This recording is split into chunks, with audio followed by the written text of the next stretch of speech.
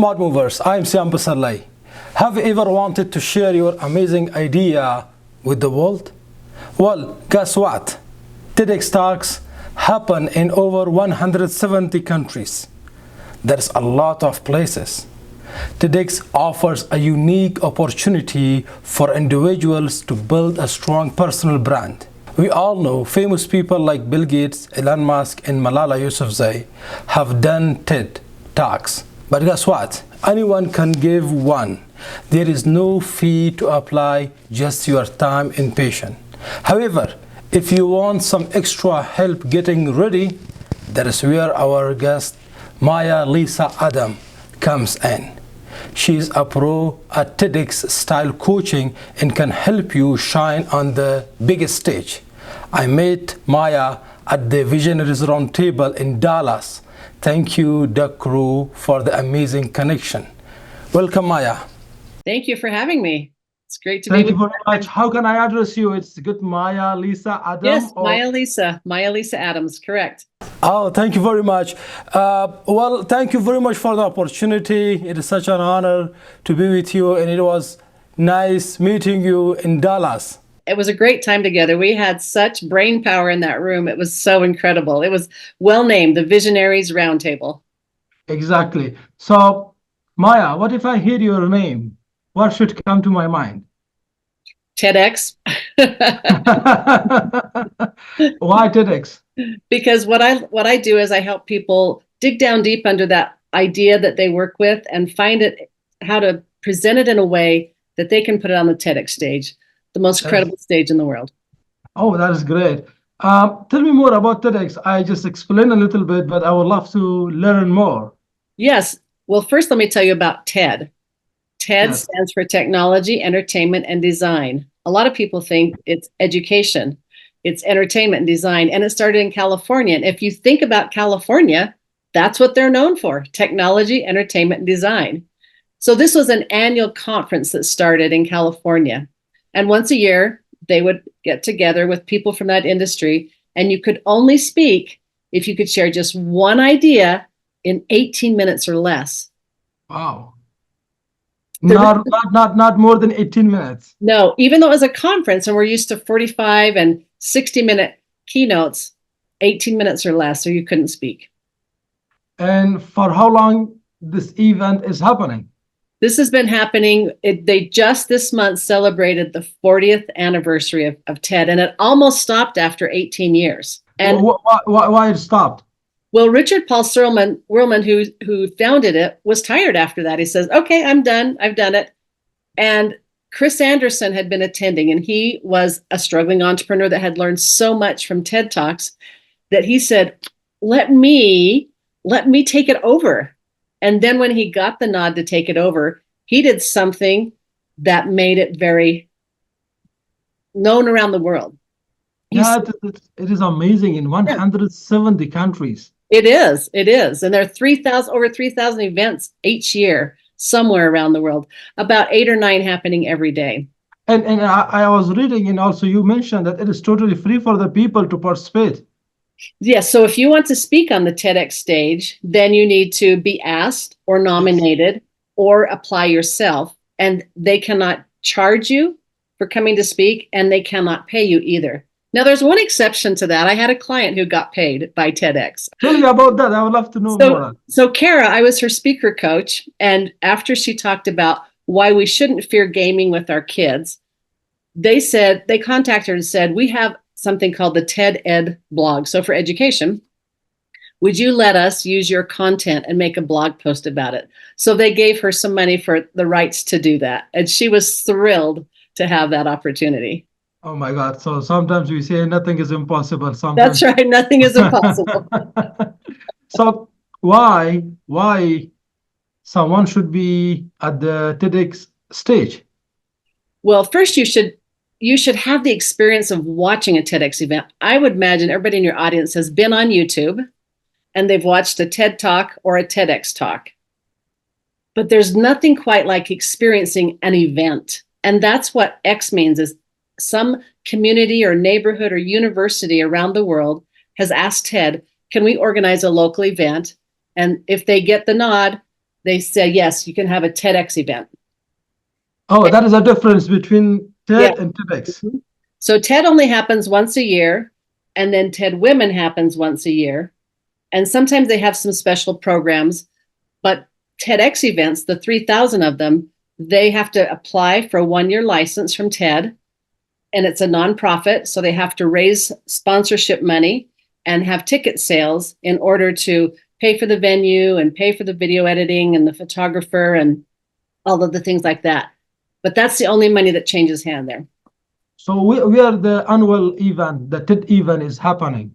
So a TED event is happening. Like if you went to TED.com right now and you clicked up there on watch TEDx events, you would see one probably in India and maybe one in Africa and some in Australia and maybe one or two in the United States. You'd see at least a half dozen happening today. People think that TED or TEDx Talks is only for the people who are famous. Yes. But it's not like that. Yeah, in fact, Bill Gates, of course, is famous. And I used to watch Bill Gates years ago when I was in IT, and I'd go to Las Vegas to the Comdex event. And his style of presenting is not one that you'd think, wow, he's like Steve Jobs, I want to be on there. No offense, Bill, but he did do something really cool. He used a great moment. I call it a wow moment. There's something that they'll always remember in one of his last TED Talks.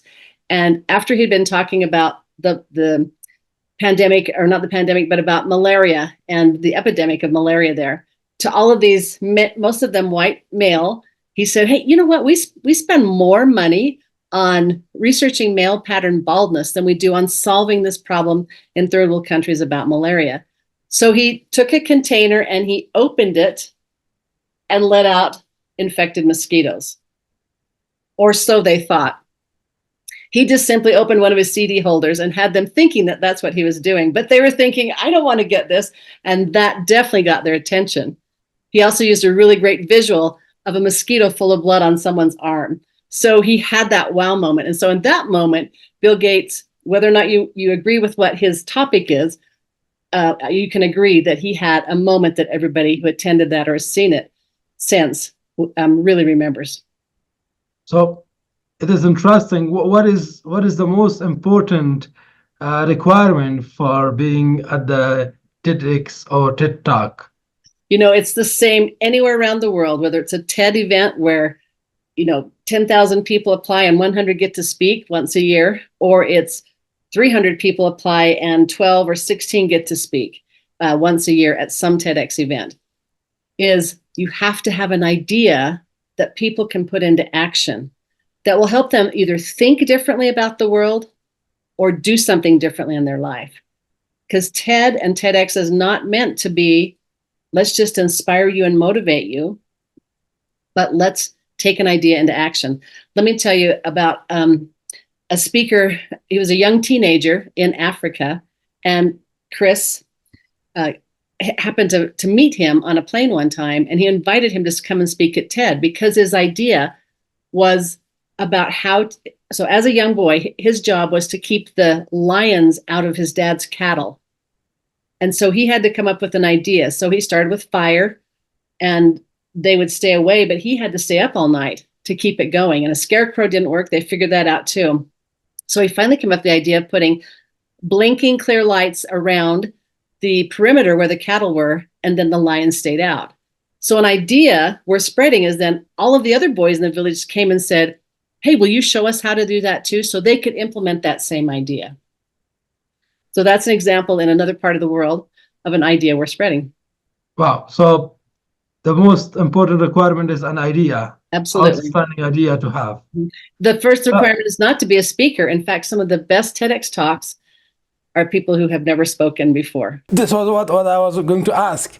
What if I or someone is not a good speaker, will they participate at the TED Talks event, or can they talk over there? If they can articulate it and be coachable, absolutely. We can teach you typically how to present it in a way that it can come across well. But the thing is, people will make exceptions for you if your idea is great. It's like watching that great movie that's an A-grade movie versus a B movie. So an A-grade movie is still going to be talked about sometimes years later.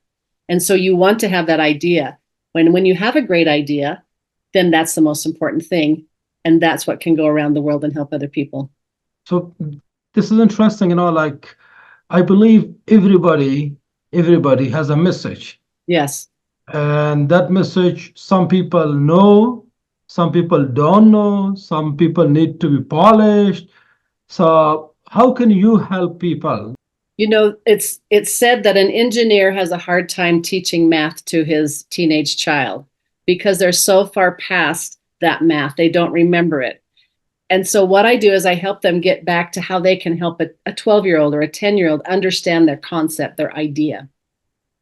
And to do that, you have to maybe ask a lot of questions and go through some exercises and get them to think back to that moment where, because you don't, it's not like attending a conference where you're going to be with other scientists, for example, and use scientific jargon, or be with other engineers and talk about those types in engineering terms. You have to say it in a way that it's accessible to anybody. So if you kind of aim towards a 10-year-old, 11-year-old, 12-year-old age to explain it, then you're pretty good. Yeah, that's so cool. It's finding that idea and then how to explain it. And so you have experience in this area. What are the great mistakes that people commit while they're speaking? After doing this for a few years, I found out that there are about 8 that people make. And you know what the number one is? They make it all about them. They're so excited to be famous and to get up there so that they are seen by the world. And that's the wrong approach. Oh my God, that is important. I want to hear this back. This is not about the person. This is about the impact. No. And it's not even about your story. It's about what your story can do to inspire other people to take some sort of an action.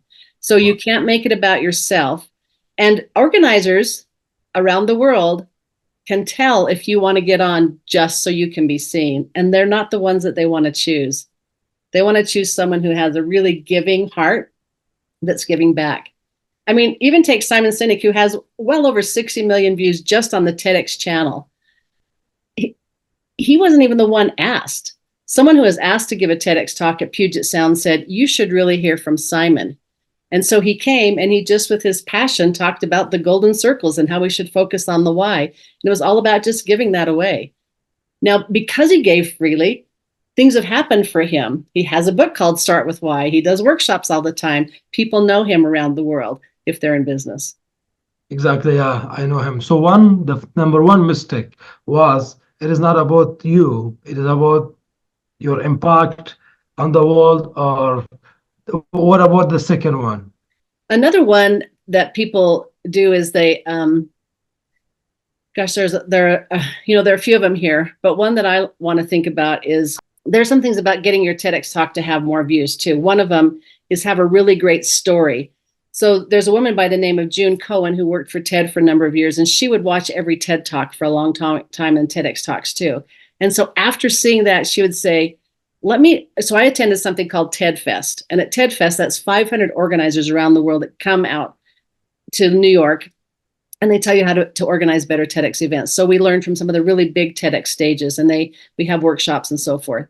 And she spoke at one of those, and she said, let me show you some examples of TED Talks that were almost TED Talks and TEDx for the same thing, and show you the difference. Like they can tell a great story, but that story is all about them and they don't wrap an idea around it. She said, if you can wrap that idea around whatever issue you're bringing up or story you're telling, then that makes it a TEDx talk.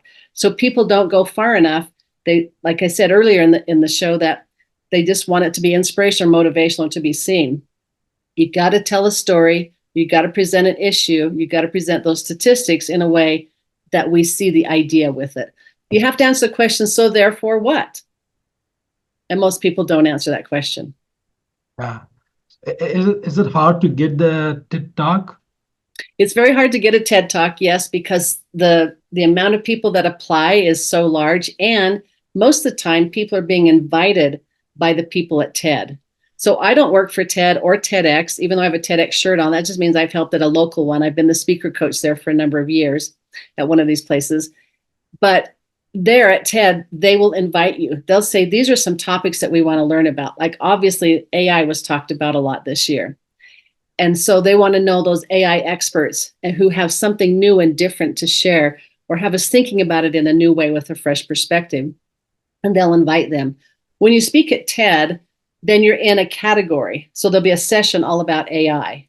There might be another session about it. Well, there are about 12 sessions that happen, and each session has the same topic. But then when you go to a TEDx event, it's like taking one from each of those different topics and putting on more of a variety show. So they don't want everybody talking about AI at the same TEDx event. That would be an AI event.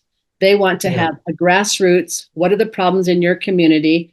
Find speakers that actually have things that will help them. For example, I was contacted by another TEDx speaker coach who said, if you have anybody who has an idea about how to help the homelessness problem, I can get them on a certain stage just like that, because they're seeking people like that. So there's really 3 ways to get a TEDx talk.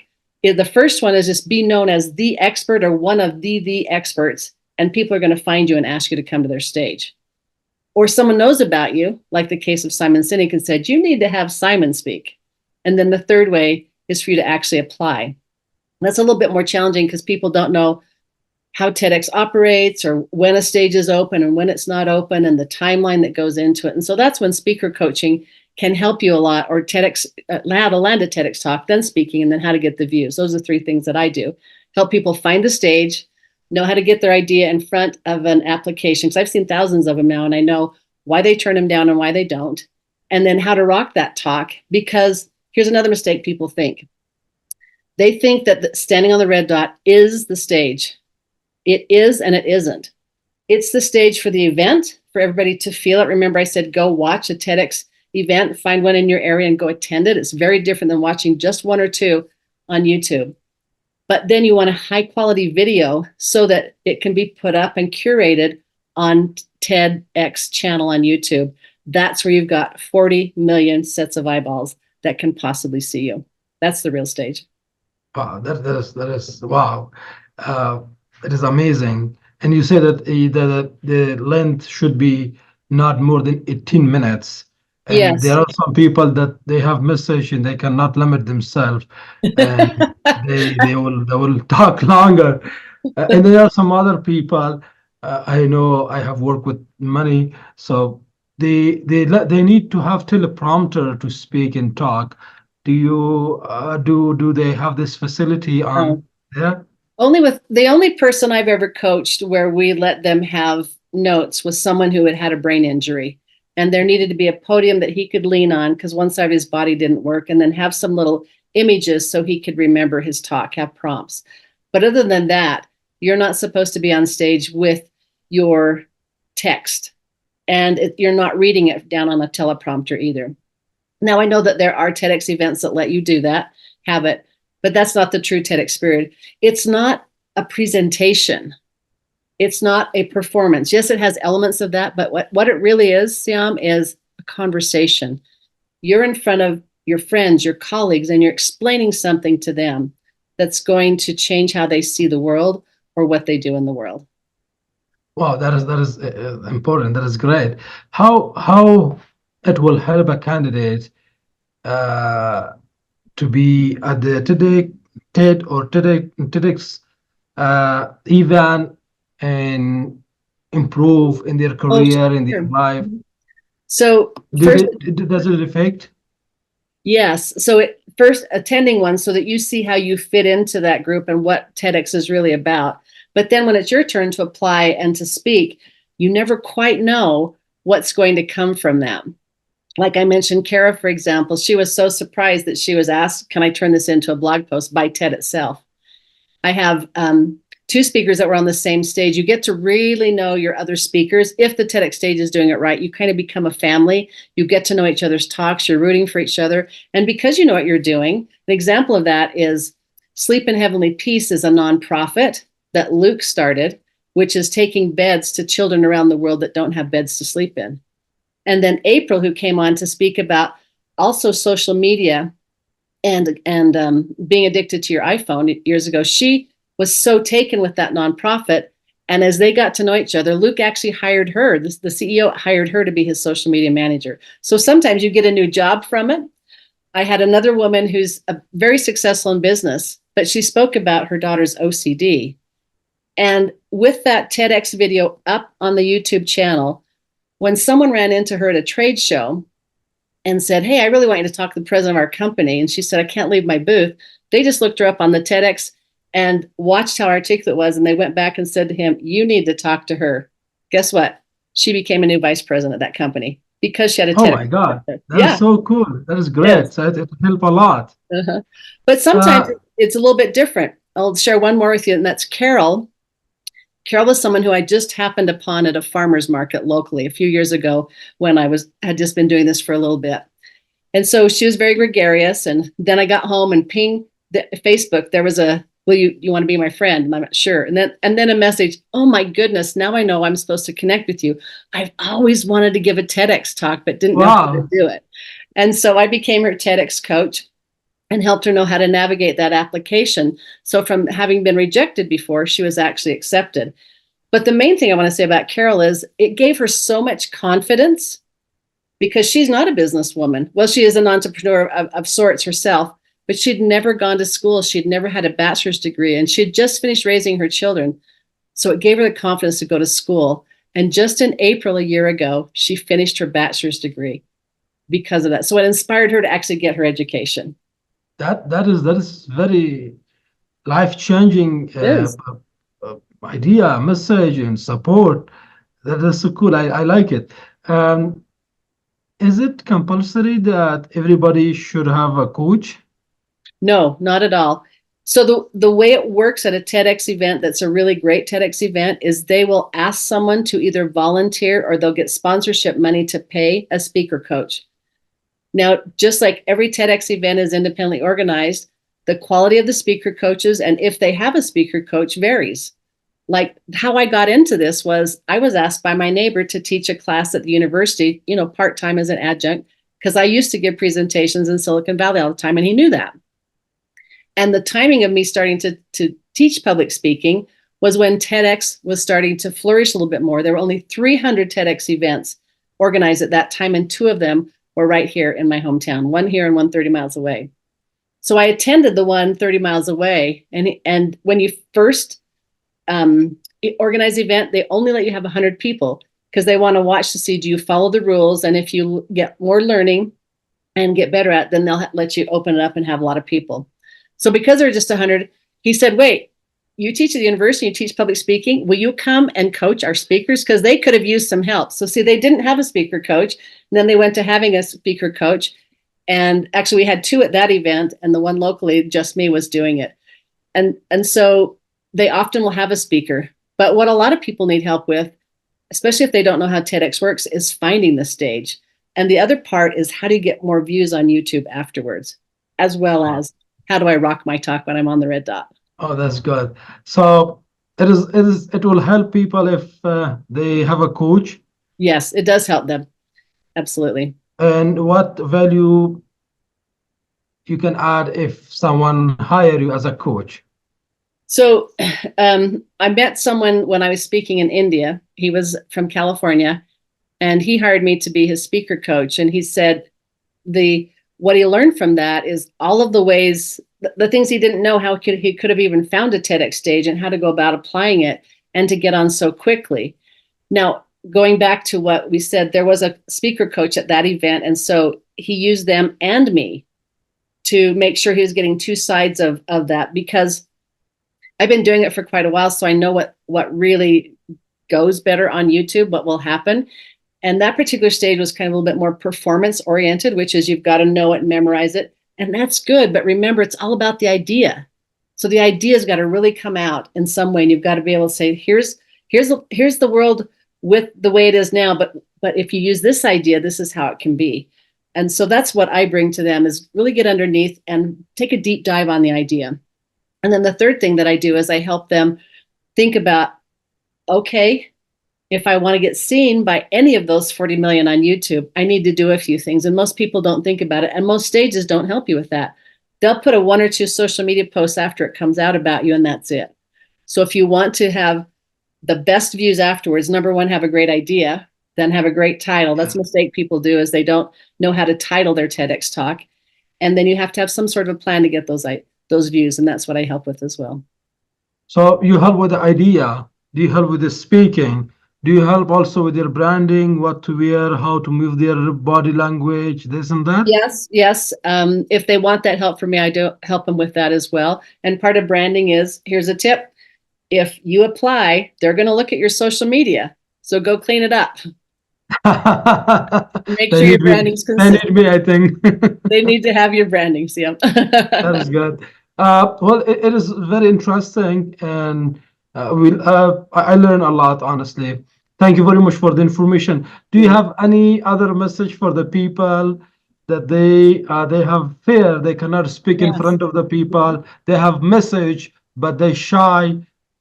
What is your advice? You know, so many of us are scared of speaking in public. In fact, a very well-known comedian, Jerry Seinfeld, many years ago said that we're more scared to speak than we are to die. So what that means is we'd rather be in the casket than being the one speaking about the person in the casket. That's how scared we are. But I have a tip on how to overcome that. You know, the people who are scared to speak lack experience, so practice, practice, practice. The other thing is talk about something that you know about. You shouldn't be getting on the TEDx stage and yes, you're talking about your expertise in a way that can help other people. But here, nervousness and excitement are the same, two sides of the coin of the same feeling. You're nervous when you're focusing on you, making it all about you, or about you being judged maybe by not saying it perfectly, or maybe something's wrong in the outfit, or you forget what you're saying, or the tech goes wrong, whatever. But if you focus on the gift you have to give other people, it switches from nerves to excitement. And those things start to quell. They're not as important anymore. It's more important to you to make it about other people. So bringing it full circle again is, don't make it about you or you'll be nervous. Make it about the gift you have to give and you'll be excited. I think those are wonderful tips. That is great. Thank you very much. How can people find you? Yes, I would love for you. My program is called The Proven Path to the TEDx Stage, and it's called the Talk Accelerator because proudly I help people get on pretty quickly to the TEDx stage. And so if you go to talkaccelerator.com, then you can download my free gift to you, which is an ebook about the 8 stupid mistakes that TEDx speakers make. Okay. And you didn't explain all the 8 mistakes. Go read it there. Yes. And then what we do in the program is I help you know how to overcome them so that you have the best chance possible, because you do have an idea inside of you, and you might be an expert in a field that someone else is also an expert in. So you need to come and give the talk that only you can give. That's a TEDx talk, as long as you wrap it around an idea. Oh, that is amazing. What is your last word, suggestion, any tip for the people who would love to show up in those stage? I'm going to tell you about 2 more people. The first one is Jacqueline, and Jacqueline spoke on the stage in March of 2020. What was happening in 2020? COVID hit. And that event was one of the last events that got to be live, and then the world shut down. I am so glad she got on the stage. You know, she was in her 60s and she's thinking, I don't quite have it memorized. Maybe I should wait. I'm not feeling very well, but she went ahead and did it. Do you know why I'm glad? Because her words live on, but she doesn't. She died a year later. Oh. So don't wait. Don't wait. Time's not promised. Yeah. Time's not promised. You don't know when you're going to pass away. And then the last one is one that, to end on a high note, is Anne. She said, she was giving a presentation to 1,000 people. I happened to be in the audience, and she just said, you know, I'd like to give a TED Talk. So I walked up to her on the break and I said, I can help you with that. And she has just under 2 million views. And it's been a wonderful experience for her. She's raised her notability as a body language coach and has that thing off her vision board. So many people who find me say, oh my gosh, I met you. I have it on my vision board or on my bucket list. Just like Carol was one of those people, the one who went on to get her bachelor's degree. So if it's something you've always wanted to do, don't be fearful. Let's just check it out. After you download those 8 mistakes, there's a space for you if you're really interested. to have a conversation about whether your idea is red dot ready or not. I'd love to have that conversation with you. And if you'd like to know about the coaching, I'd be happy to explain that to you too, because when you have someone holding your hand or beside you or something like that, I mean, I can't promise you'll get on the stage because some do and some don't. But I've taken people who've been rejected and helped them get on the stage. And I've taken people who had an idea that was okay and helped them understand underneath here's this idea and then get on the stage. And even Eric, who got on so quickly, who I mentioned, used my group coaching. When he went to that, I also teach you how to go through the auditions, because they'll narrow it down from several hundred people to, maybe 30 for 12 spots or 16 spots. And so they'll say, that doesn't quite fit. What else is there? So it's how to stay with it until you find the right angle for their stage. And another mistake is just taking any stage. So make sure that you take a stage that, it's like finding a job. You want to make sure that you're a fit for them as well, and vice versa. And so we talk about all those things in coaching. So help you land the talk, rock your talk, and then get views for your talk. Thank you very much for You're your welcome. time. To conclude, TEDx is important. It is in 170 countries. Everyone can be on that stage. Like, if you have an idea, it is not only about the famous people, but it is about the people who have a message. Mm-hmm. And if they have difficulties, they can contact you for further information if they need coaching. Yes, and I am based in Idaho, but I have a global TEDx firm because I've helped people get on in other countries as well. So that is amazing. That is Yeah. great. That's a good hand. Thank you very much for your time. Thank you. welcome. Thank you. It was such a nice talking to you. Thank you. Thank you.